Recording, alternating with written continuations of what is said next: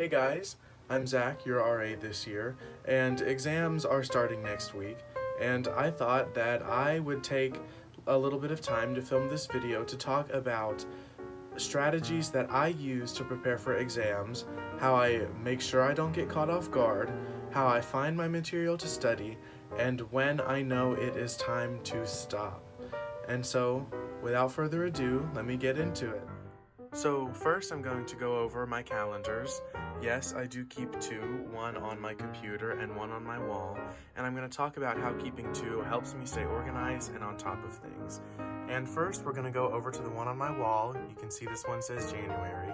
I do make it every single month. I sit down at the beginning and figure out what needs to go on the calendar, and on this one I generally put less specific things. Like I can see here on the 29th I have homework due in French and I have a notebook check in my bio lab, and then I can come over on my computer and look at the more detailed explanation of what I have due. Why I am having a program next week that everyone is available to come to, where I will talk about how I do this more precisely and specifically what programs I use and how I color code this one on my wall.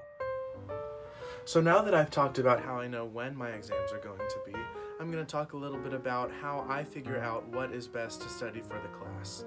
Because we all know just sitting there and reading the book and rereading notes is not always the best thing to do, and sometimes you end up learning the wrong information. And so one thing that's very, very good here at UAB is that our classes have supplemental instruction and VMASC, which is the Vulcan Materials Academic Success Center.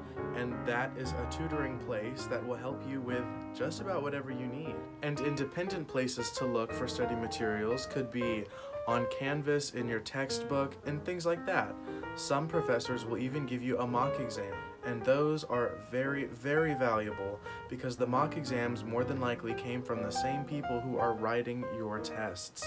And so my exam's tomorrow. I've already done 2 mock exams for it, and I feel pretty prepared. But there's some stuff that I'm still not very sure that I understand.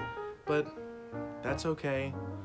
You don't always get everything on every exam, and I know by now it's more important for me to get a good night's sleep than it is to know everything, because studies show that all-nighters can actually reduce your grades in the long term, because it is more important for your body to rest and learn and consolidate information than it is to try to cram it all in at the last second. And so with that being said, it's time for bed. And now, I'm going to be able to do well on my exam because I'm going to make sure I had a good night's sleep. Good night.